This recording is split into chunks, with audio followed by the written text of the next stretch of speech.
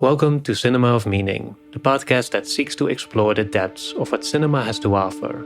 My name is Tom, you may know me as the creator of Like Stories of Old, and I'm joined by fellow video essayist Thomas Flight to talk about Ryan Coogler's Black Panther, Wakanda Forever.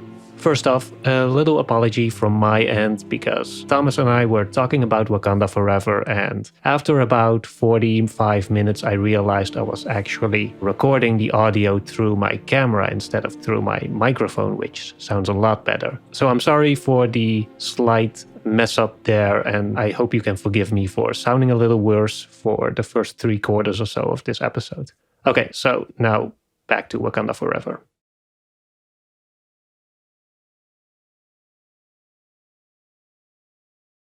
Thomas, you hadn't seen the first Black Panther before, right? You watched both of them over the last weekend. That's right, yes. What did you think about them? I think they are very interesting especially within the Marvel MCU canon. They do something that is different. Ryan Coogler, I think, manages to craft these films in a way where his direction comes through maybe a little bit more than what we see from some of the other Marvel MCU directors, not just in terms of his visual style, but in terms of kind of how he's telling these stories. It feels a little bit more disconnected and unique. They work pretty well as stand-apart films to a certain degree, I think. And they're exploring some interesting, complicated issues in what I think is a really compelling and interesting way. I want to say up front, there's a video by FD Signifier, another Nebula, a fellow Nebula content creator, and he just released, leading into the new Black Panther film, he just released a video that really goes in depth and talks about how the original Black Panther comments on the Black experience and talks about all these different issues and really just breaks all of that down. And that was very helpful to me for understanding kind of the context of that story and some of what Ryan Coogler is addressing and talking about. Because that's a big part of what makes these movies unique, is they're addressing certain issues and experiences that not just MCU films, but like a lot of other movies in the mainstream aren't touching on at all, in kind of a nuanced and complicated way that makes them interesting. But also, if you're not familiar at all with any of that, some of that stuff can just kind of go over your head. So anyway, I want to recommend at the top that video. That video is great and will probably inform some of my perspective on this and some of what we talk about. But yeah, I enjoyed both. I think, they're both very interesting films trapped within the MCU, and so therefore inevitably sort of have to be Marvel movies. And that's sort of part of why they're interesting and also part of their downfall. You can feel these moments where the interesting bits of what they are kind of get sidelined, and then they go and fight, and it turns into kind of mushy CGI or whatever. But that's kind of my vague first impressions. We'll get more in depth into the story and especially the second one. But what was your feeling on the original one and then this one?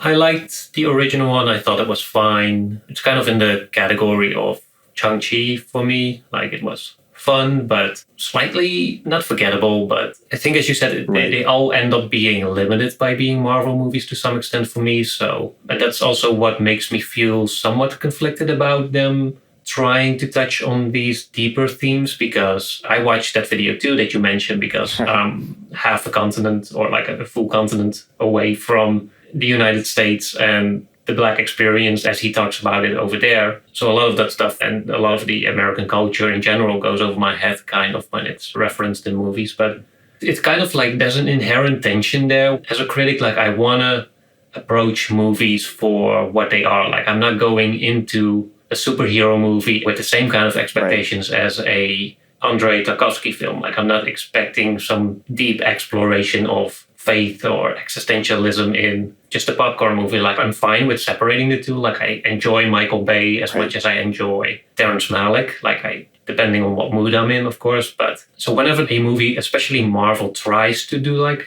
a little bit of both, sometimes it can just feel conflicting. And that's whether it's trying to comment on race or power oppression or power dynamics and oppression, or the way that Civil War or the one before that, The Winter Soldier, tried to be more politically complicated. It always feels like it's touching on stuff, but then it's not allowed to really go into it. I think Black Panther, the first one, did it quite well. I feel like it knew what it was going to touch on and then didn't have to go as deep as it seems to want to do in the second one. There's some complications in the second one that kind of build on the first one, but that wants to progress in terms of thematic development. But then it's also kind of running into walls that some of the other Marvel stories recently have had, where, especially in the stories where you have a villain who's actually kind of this revolutionary, who's kind of like trying to upend the status quo, but then Marvel realized, oh shit, we are the status quo. So you get that thing where the villain suddenly has to murder some innocents or do something like unhinged to kind of set the movie back on the right track. And that for me is where it always falls apart a little bit for me. And for Wakanda Forever, the second like major complication for me is Chadwick Boseman, the passing of Chadwick Boseman, the titular Black Panther, so to say, and how they handled that. And I'm sure we'll talk about it because it's a major aspect of the movie, and I'm not completely sure how I feel about that. I think that might be one of the most interesting things to maybe start the discussion with, because it's so central to this movie. And for me, it did something very interesting with that I really liked. But then it also is one of the limiting factors of this movie and kind of creates this sense of tension throughout the movie that I think it has a hard time quite overcoming. So what I mean by that, and I guess in this area we'll start getting into soft spoilers for Wakanda Forever, and the original Black Panther film by extension. But what I mean by that is this movie, Wakanda Forever, really does spend time invested in the character's response to his death and actually sort of exploring their grief.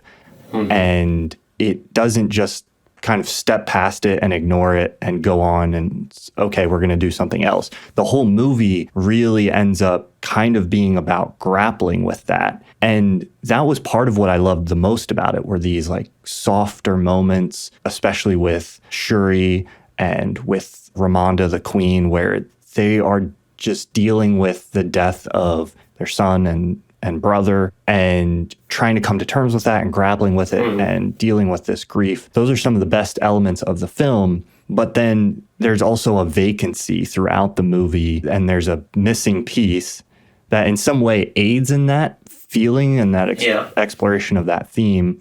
And so it's doing a great job of exploring this and getting inside that emotion. But then it's a MCU sequel movie. So it has to be like a big story. It has to be another installment. It has to set up new plot points. Yeah. It can't just be a little A24 indie movie about grief where some characters sit around a fire and talk about their feelings. It has to move beyond that. Yeah. And I think that the tension between those 2 points in this movie is one of the parts that makes it feel maybe a little bit unbalanced, where it's kind of 2 movies competing to exist at once. And one is that softer, slower movie about grief and about grappling with loss. And then there's another bigger action movie stuffed with inside of that one. And I had a hard time kind of getting tonally in position for either of those entirely. I think that's literally what happened, right? They had a screenplay pretty much written, or at least plotted out, before Boseman's passing, and then they had to rewrite it because they didn't want to recast him. And so you have these 2 different stories that are kind of melded into one, right? Which obviously leads to some issues. But I think for me, my initial conflict was more about that it's as a tribute to Chadwick Boseman, the person who was a great actor, by all accounts a great person. So a genuinely tragic loss, not just for the people who knew him, but also, he definitely made an impact for his fans. And so as a tribute to that, I thought it was very touching, very sensitive. And some of the best parts of the movie for me were those elements. But as a Black Panther story, it's kind of narratively uninteresting as well. It's just the way, he dies off screen in the introduction of the movie. And it's just, for a Black Panther movie, as you said, it does leave a gaping hole at the center of it all. And there was a point where I felt like it was actually quite poignant in depicting that sense of loss. Because when you have a story about someone who dies or passes away from some kind of illness or whatever, it's usually focused on that person and their confrontation with mortality. But I kind of like almost that this story begins right after someone passes and then really shows the hole that someone punches in a community and in their family. And you really see what's left behind when a great person passes away. And that's me coming back to that first part, I think, where I feel that more on it's more effective for me because of the meta aspect of it, knowing that the actor passed away and not so much like, oh, this isn't genuinely interesting Black Panther movie that would have been as interesting even if Chad was still alive at this point and just stepped out for some other reason. It's kind of like if Iron Man 2 started with Tony Stark dying off screen before the movie, or Captain America, same story. They would have never taken this direction if they hadn't been forced to, almost. So in that sense, that to me is where the conflict kind of begins. I'm also not sure about the way we kind of publicly process grief through this multi-million-dollar commercial project. I'm not sure if I have like a strong opinion on that, because I can imagine for some people who were a huge fan of Chadwick Boseman, especially for the people who actually knew him in real life, it can be quite effective to see a tribute like this. But, you know, there's also that part of me that's like, maybe it would have been better to separate the two, in the same way that I feel like weird about bringing dead people back into movies, like with the CGI stuff. Even though they don't do it here, but they still like use his presence and our meta knowledge of his passing to kind of pull at the heartstrings for this story. I don't know. It's hard to separate the two because in a lot of ways, Chadwick Boseman's impact on people, at least within, you know, certain demographics, would have been through these movies. And so to what extent can you separate what people are mourning? Yeah. They're obviously his family, the people who knew him in real life, the people who are working on this film are mourning the actual person. And the people who loved his work are also, to some degree, mourning the person. But they knew him through a character, and they're, in a sense, mourning that character and that presence. It's all tangled up, and it's impossible to really know what the right thing to do in those situations is. I think it's just a kind of a strange aspect of our modern world where you have these people that are also part of their character, and how do you handle that? I mean, for me, the fact that they deal with it the way they do in this movie with him dying off screen and stuff like that feels much more respectful than bringing him back in some kind of CGI form and then showing that. Or just recast him. Right. That's an option that I, for some reason, didn't even think of, because I kind of went with the movie already takes the assumption, or seems to make the strong assumption, that if the actor passes away, then they are irreplaceable, even though I think Boseman himself said at some point that he'd love to see like other actors take on the role, which it's not unheard of. Like there's plenty of instances where something like this has happened and it's been done before, and even without actors passing away, it's pretty normal, like, you know, James Bond, or even within Marvel, that some actors are replaced or recast, or, you know, the torch is passed on. But I can also imagine that's just the simple reality of Ryan Coogler, the director, and the co-stars having lost a friend and co-worker, and that they would be too weird for them to produce the movie with someone else, and kind of,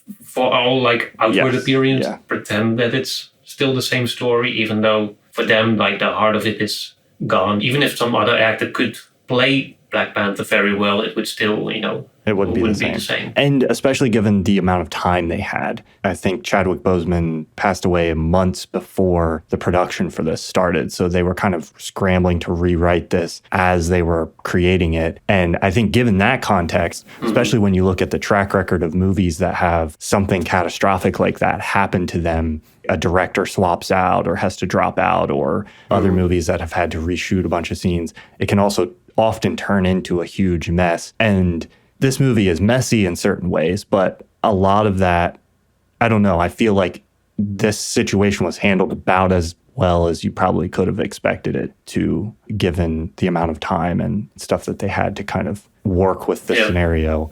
To me, I don't know. I wasn't really bothered by it too much. I think in theory, there's kind of the tension you mentioned, but I think the way in which they handled the grief and loss is so well done here that it didn't really bother me and it felt appropriate and poignant. Yeah. But I think that leads to maybe another aspect of this film that makes it maybe a little bit less interesting than the original, which is it kind of has a reset in a sense, and it's dealing with this theme of grief and loss that the original isn't dealing with in the same way, although for the character of Killmonger, that is an aspect of the original Black Panther, and they do kind of connect that and relate that to this story in a way that I think ends up being very interesting. So that's kind of new and fresh here, and those to me were the best parts of the story. But then the rest of the arc and kind of Shuri's character arc ends up kind of being a thematic rehash of a lot of what was going on in the original, and it doesn't really add anything new to the tension or central conflict there. It just kind of takes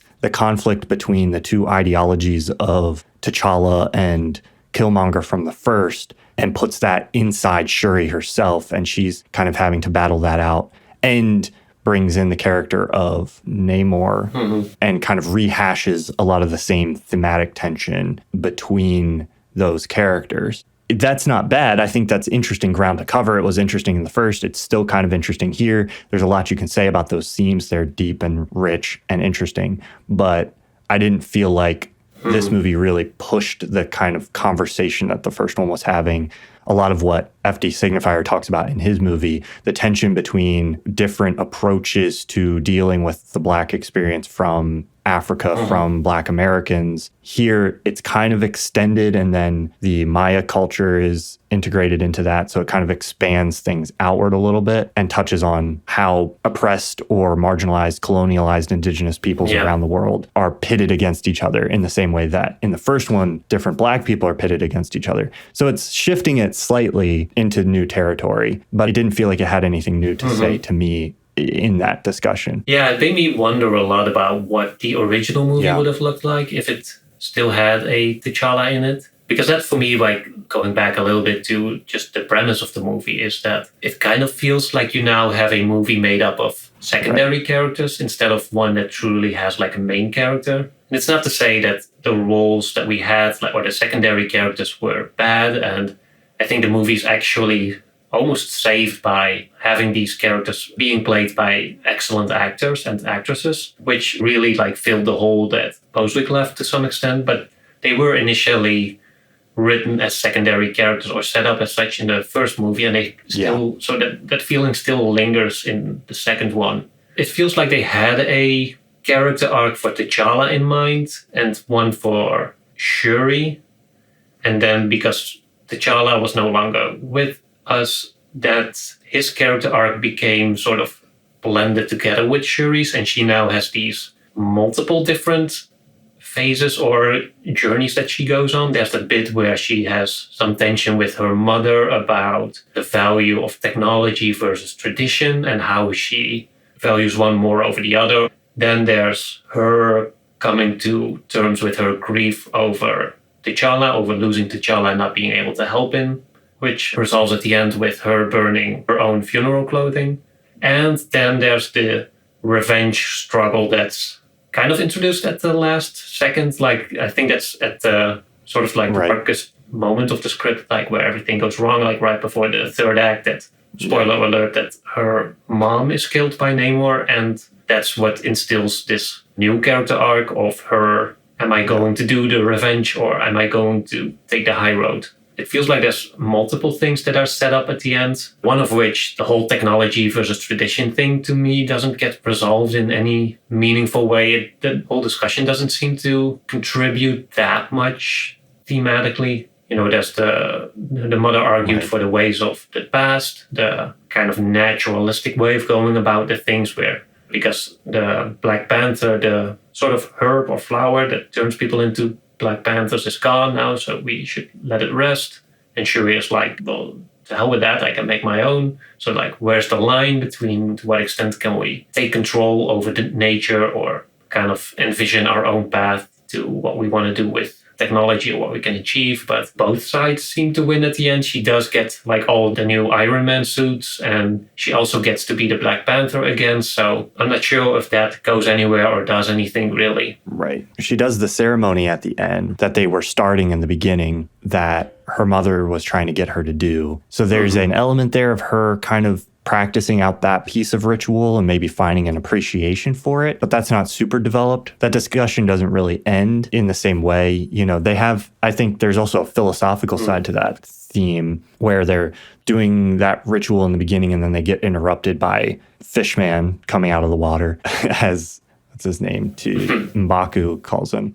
But they're starting that ritual where they burn the garments of mourning, and Shuri is kind of like, your vision of T'Challa as a presence continuing on, this is just a mental construct. And her mother asks her, what is your construct of him? What does that do for you? What is the value of that? Does it comfort you? Which I think is interesting because instead of sort of challenging the factual nature of Shuri's belief and addressing it in that way, she addresses it in a sort of utilitarian kind of, what is the benefit of this? And this is like taps into a really common current discussion surrounding tradition and ritual and religion, which is this idea of if people are saying, hey, factually, there's no basis for why people are doing this, that belief that, you know, you burn this thing and then there's going to be spirits or whatever, that's all bunk. And then there's other people who are saying it doesn't really matter. Like there's some value in and of itself. And that discussion kind of falls away. It doesn't really continue. Like you said, it's set up at the beginning there. And then we never really revisit it, except for the fact that we see her burning the garments of mourning at the end. So we don't know what her belief about it is, but we see that she is finding some value in at least practicing that ritual. But there's tension, too, in the scene. I really love the scene where she makes the flower and then she goes to the ancestral plane and she doesn't see her ancestors. She sees Killmonger and she feels betrayed by her ancestors in that sense.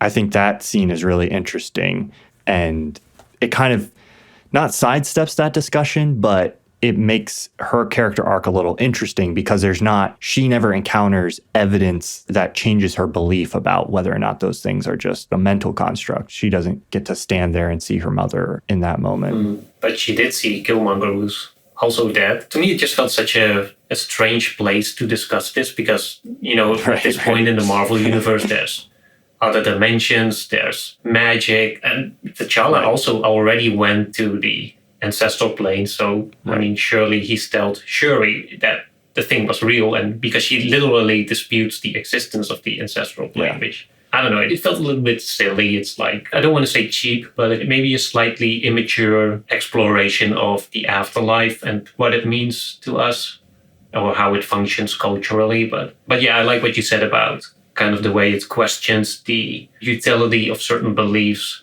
regardless of whether they are not, whether or not they are grounded within any factual reality. Yeah, I think it's an interesting theme to try to explore for sure. And I think it's a relevant modern one of if we feel in our modern lives this vacancy, this void of things that would have been filled in the past with tradition or rituals or religious belief or whatever, do we try to reconnect with that? Or can we concoct our own in a lab somewhere or something?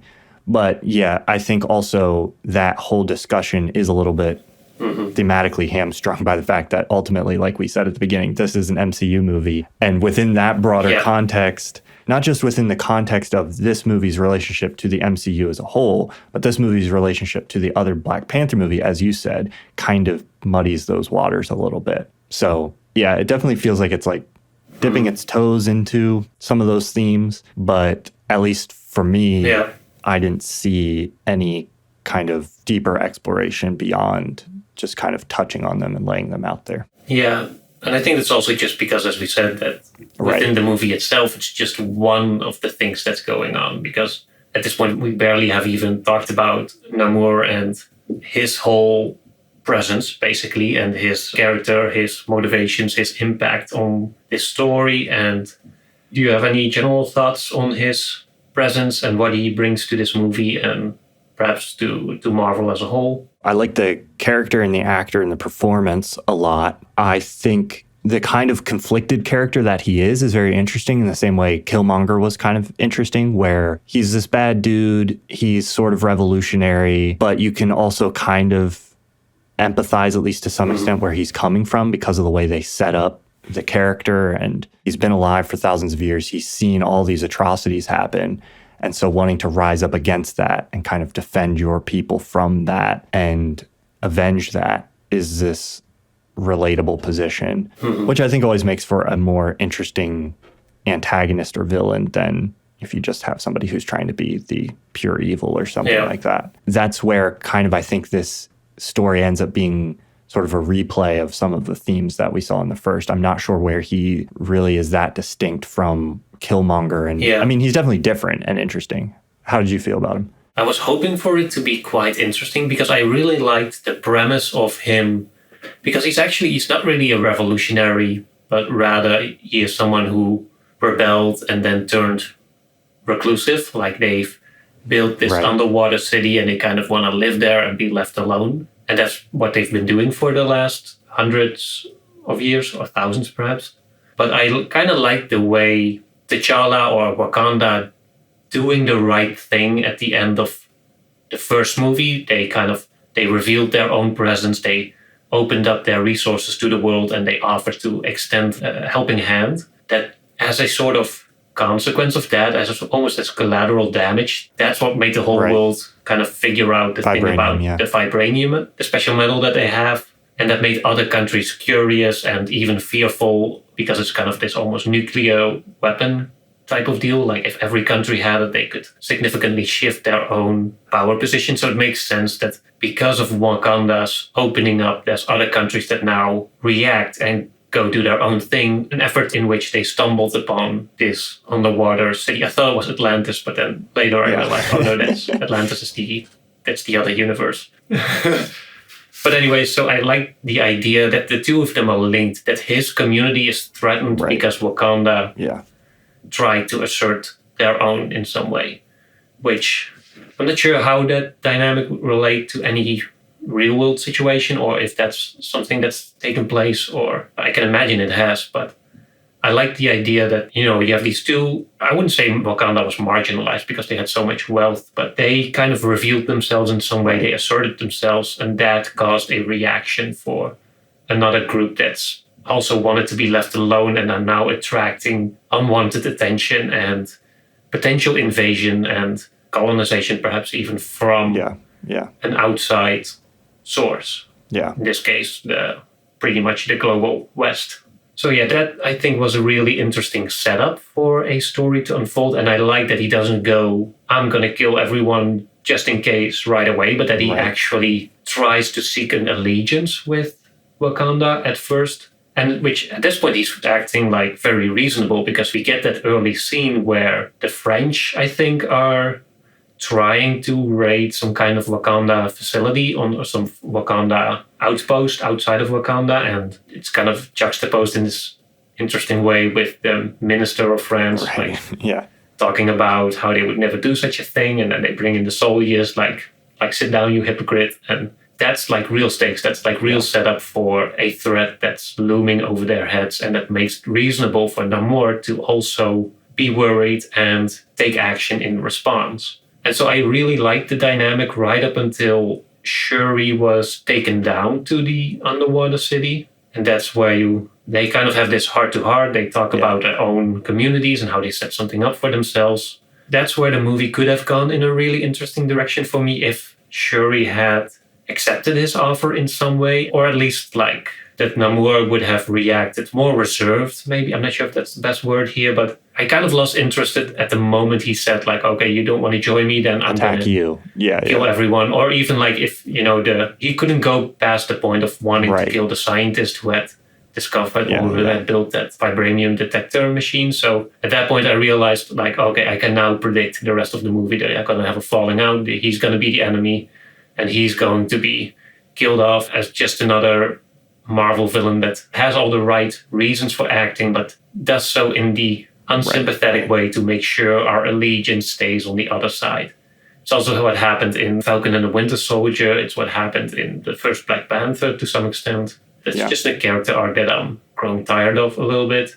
Especially when then Shuri's mother was killed and that was the whole vengeance plot instilled, In a movie like this, it's going to end for 100% with her standing over him with a spear and then just like poking it right next to him and not going through with the vengeance, because that's not what the heroes do. Unless it's Deadpool, but that's made for so that's also, even there, it's not surprising when he does actually go through with the vengeance. Yeah. So that's, I think, my general thoughts on what I liked about his character and his story, and where I felt it did away with what could have been the more fascinating conflict. Like, I would have loved to see a situation where either Wakanda and the underwater city kind of form an allegiance, not even like with the goal of going to war with the rest of the world, but at least forming like an allegiance, and then see how the rest of the world reacts to that. And see how that escalates. Instead of doing we have to kill everyone. If you're not with me, you're against me. And now we're going to have this very predictable and traditional plot. Yeah, that to me, a lot of the larger points along those plots kind of, I think, were fine for me, but the navigation of the motivation or how everybody turned from here to there or why people were doing things at each place. Shuri, I think it was mostly okay, the way they navigated that. But especially for Namor, it really feels like I didn't ever really understand his motivation. I mean, I understood his motivation on a broad scale of like, oh, he wants vengeance because his people were destroyed. And he feels threatened. I understood those broader strokes, but in the scene-to-scene kind of, I want to try to team up with you. Oh, no, I have to kill you. I didn't understand why those shifts were happening. It didn't feel fully motivated. And then also, you have the scientist character in there who the whole time feels, she was very kind of underformed as a character. That's literally the case, is what I learned afterwards, is she's in there because it's a setup for Ironheart, the TV series. I think this is even maybe the second time that they've done that now, and maybe even more than that, an MCU film where this side minor character comes in. And both times I was like, they feel like they shouldn't be here, or at least they're not written in a way that makes complete sense, or they just feel forced. I can't think of the other example, but there's at least one other where I felt that way. And then I found out literally it probably did come down as an actual mandate from a producer at Disney being like, hey, you need to add this character to your screenplay because we're doing this show and we need a way to introduce them within the MCU or whatever. She has her own like comic book series, or? All I know is that there's a show coming out called Ironheart where she's the main character.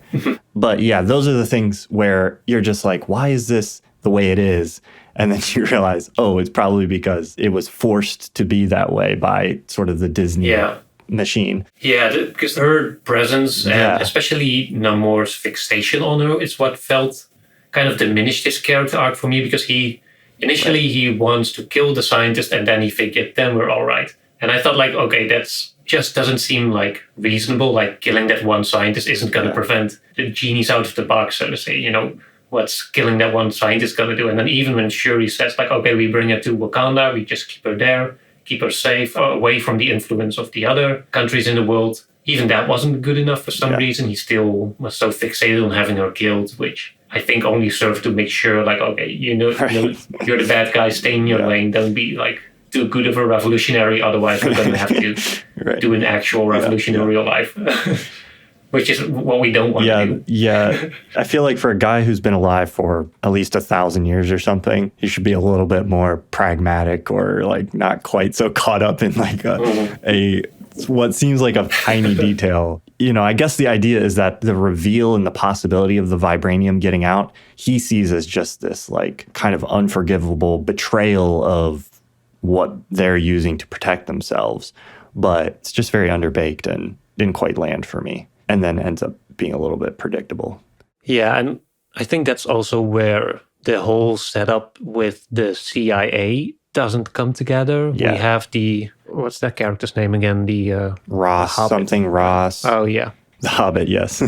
Yeah. I walked out of this movie and I was thinking to myself, like, what did he do during this whole thing he doesn't do anything, right? He observes, he's in contact with... Yeah, he kind of tips Wakanda off to the fact that the U.S. is going to attack Wakanda, which I'm struggling to remember what that even has to do with anything, really. I mean, I'm sure it connected in some way, but I can't remember, which just goes to tell you kind of how ancillary... It felt like that character got included because they had to. They needed to be a plot point so that the scientists could be included. It just all felt very mechanical. I didn't really understand why a lot of that was there. Yeah, I get that they're setting up some kind of escalation after the France incident. Yeah. I'm not sure what to call it, or at least there needs to be some, maybe a witness or the perspective on the other side that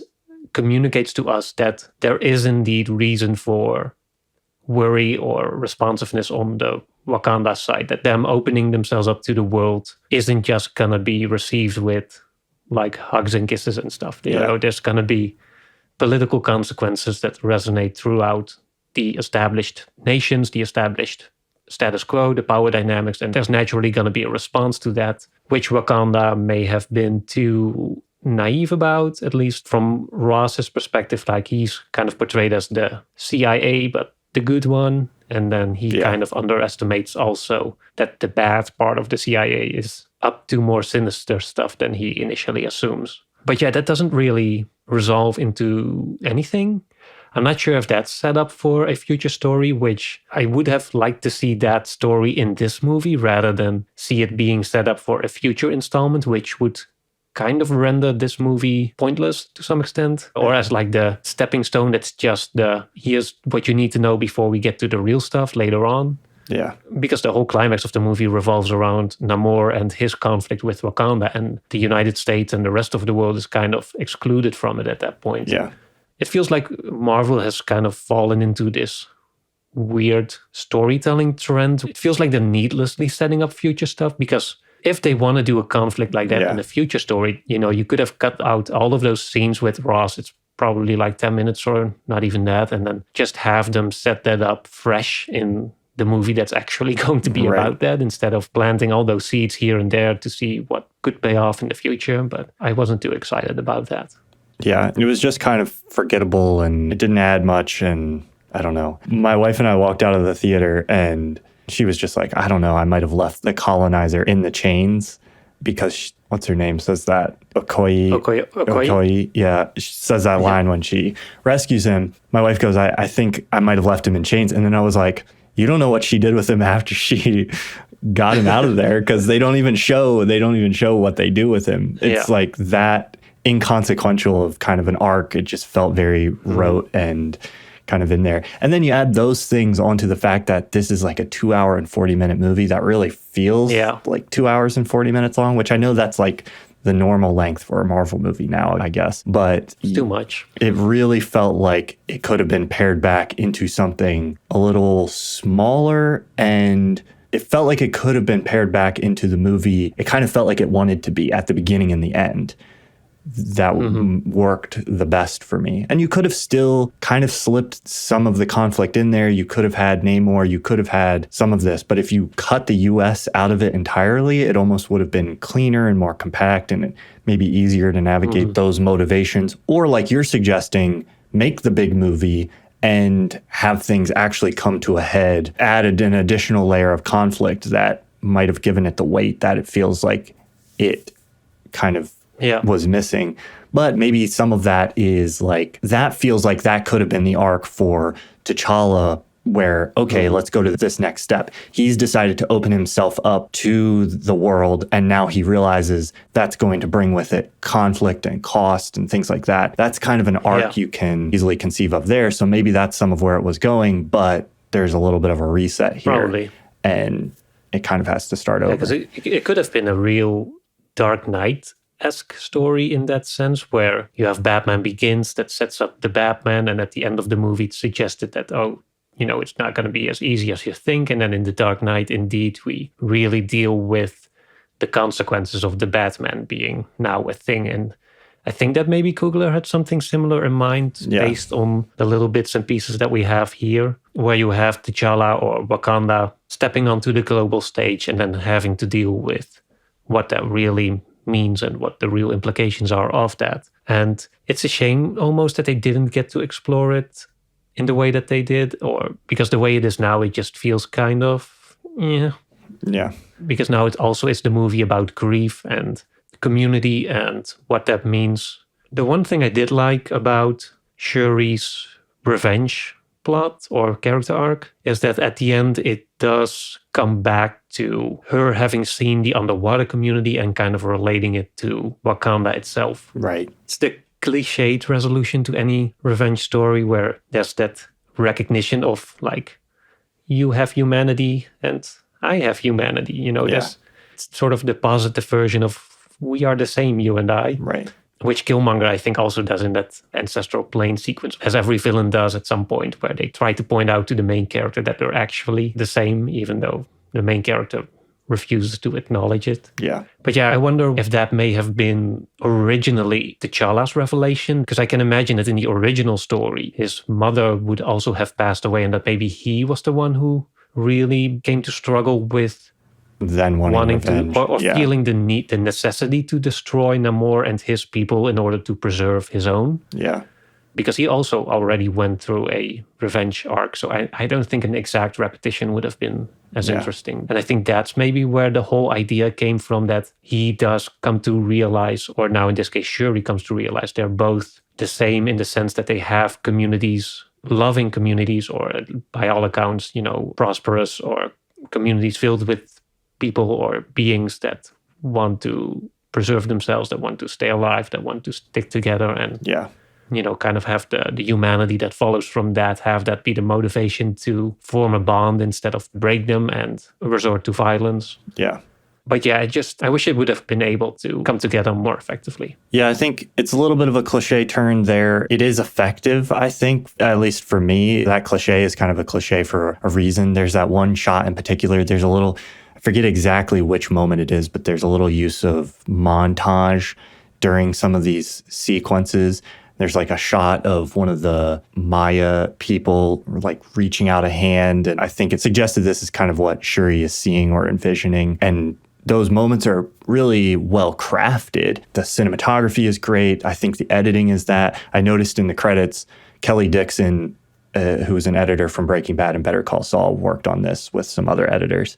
And I think this is one of the better edited Marvel films I've seen in a while. And it used some of that. And so some of those moments hit for me in a way that I think they haven't necessarily in some other films, even though it's not exactly new here, just because I think they were pulled off relatively well formally in terms of the way they were executed. But ultimately, then kind of walking away from it, looking back on it, there's not as much there that it leaves you with to kind of think about or mull over afterwards. So that's where I think it's a messy film. There's parts of it that, for me, feel like the next evolution. I wish I could have seen what the next version would have really been like. I love the way this looks. I think with the exception of some of the more generic action sequences, a lot of the visual effects looks better. But even seeing them back to back, I think like the action sequences here were a little bit better constructed than a lot of the ones in the original Black Panther. The world feels more grounded and realized. I think both of the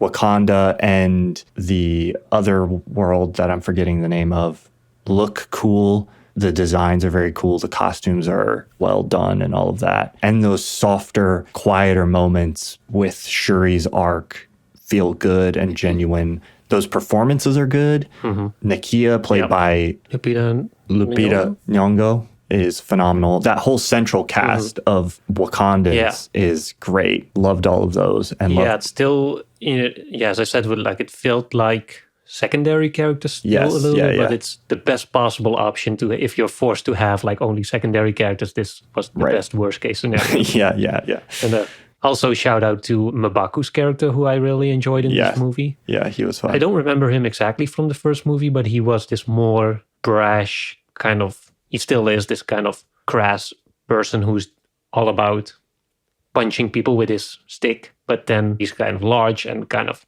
a gym bro aspect to him almost. But at the same time, in this movie, I don't remember him being that way in the first one, but he comes across as way more empathetic, especially in his connection to Shuri, where he really becomes this listening ear for her and kind of a rock for her to lean against. Or he really became like a literally supportive character for her, which I thought was nice. Also really funny performance by him. Yeah.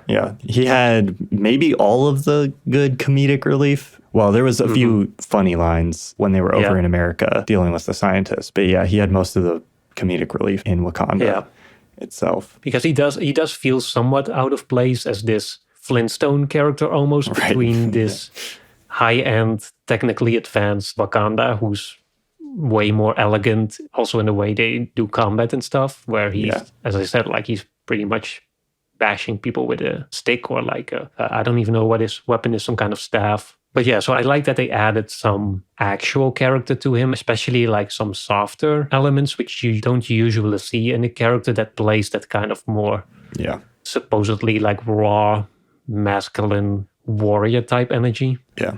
So that was nice. Yeah, I think overall I feel conflicted, but I enjoyed it. There's a lot that I love about it. There's a lot that kind of feels messy, but ultimately I understand why that mess is there. It's like, it's hard to pull together a film where your lead dies months before you go into production. And I think what they did here certainly is about maybe the best you could expect under those circumstances. And I think, I don't know, there's elements of this that to me represent definitely the direction I would be more interested in seeing Marvel films move in terms of style and in terms of what they are allowed to kind of explore thematically and tonally and how they address those things. My concern a little bit is that that only ended up being the case in this movie by accident, because basically they were forced to. And so Ryan Coogler kind of got to do a little bit more of just whatever he wanted because they were backed into a corner and the executives couldn't come in and get it back on track or something.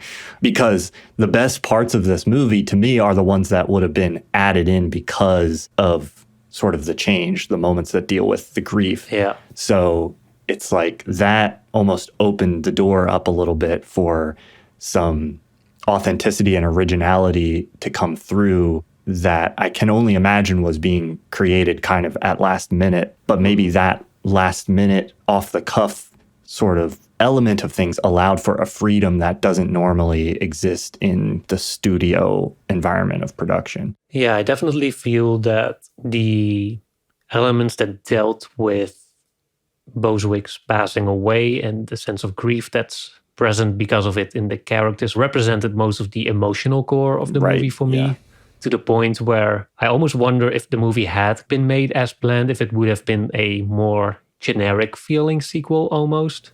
Yeah. Or even if like T'Challa had been recast and they made the original script with a different actor, then maybe it would have been just a mediocre sequel with the added whiplash effect of people having to adjust to a new actor embodying that role. Yeah. It's obviously like there's no situation here that would have been the best way out. You know, the movie's was gonna suffer either way. And to some extent that's a good thing. It just goes to show that the kind of impact that Boswick really had on this character and this world, even in the way, you know, Wakanda as a whole was established and what his character meant to Marvel in general, and perhaps even what he just brought to the screen and to life in general as a person. Yeah. In some way, it's a good sign that should leave a hole when someone like that passes away that shouldn't go unnoticed. And we were going to feel the effects of it either way. I guess that's what I'm just going to say. And I think the other thematic core that this movie is exploring, which is just this kind of extension of what is being explored in the first film of, hey, maybe instead of fighting against each other, these groups that have been destroyed, or in this case, it's two groups that have receded into isolationism because of colonialism. Instead of fighting amongst ourselves, what if we worked together and saw ourselves as kind of in the same situation and found an alliance there against the real enemy. It's an easy sort of unoffensive conclusion to get behind there that doesn't have kind of the same complicated conflict that I think the first one has that is a little bit unresolved, that FD signifier talks about there. So I think we talked a little bit about the lack of other countries' involvement. The U.S. isn't really as much a part of this. There's a little bit with the France and stuff, but because it's less engaged with that, I think it ends on like a note that is a little bit more concise, and at least for me, through what I can understand and interpret through this film, is not maybe as messy as how the first one comes across. But that's also kind of a limiting factor, I think, to some extent. One thing I almost completely forgot about, that Namor does survive the movie. In fact, they do end up with some kind of allegiance between the two nations, Wakanda and the underwater city, which even Namor seems to get some pushback for in his own community, because he has to explain to his second in command or something. I'm not sure exactly who that character was, but he has to kind of rationalize his motivations for siding with Wakanda in the end. And so it does feel like they're setting up some kind of future conflict, although I highly doubt that Marvel is truly going to make a sort of colonist reckoning movie that's really going to deal with a conflict between the global north and the south, so to say. Yeah. If they're going to do it, I'm all for it. I'd love to see where that goes, but it would be interesting for sure. The fact that they keep making these sort of anti-colonial characters as like bad guys definitely doesn't seem to suggest that they'll go that route. I mean, Wakanda itself is kind of anti-colonialist, but only sort of by name in these movies. They're like, we'll work with someone from the CIA. There's an interesting play there where nothing they do really in these movies anyway, setting aside the comics, in these movies is they're not truly fighting against the global north in any way. Yeah. That's such an interesting aspect of these movies to me, though, is from my perspective, these kind of issues, when they're brought up thematically in movies, the first one and this one are both about conflicts that exist within these communities instead of just being about the conflict between a certain race or community or country or nationality against the colonial force or white people or whatever. So much of what I see in media about these kinds of issues is always white people pitted against another group. So it's fascinating to see movies that are actually exploring kind of deeper levels of that conflict that exist underneath that sort of external primary conflict that we usually see depicted. It's cool and interesting to see those kinds of things. Even if it's doing it in somewhat of a rough and messy way, the fact that those kinds of things are being explored in like huge budget blockbusters is definitely interesting. And I applaud someone like Ryan Coogler for even trying to do it, because it's definitely ambitious. Yeah, I was going to say, like, I have the same feelings about it. It really fascinates me that they go into this direction, but it also makes me even more aware of the potential of the kind of stories we could be getting. And then it only feels even more disappointing when it does end up being the okay 7 out of 10 Marvel movie at the end of it. Yeah. Because like I'm just thinking like there could be potential here for the way they set it up now.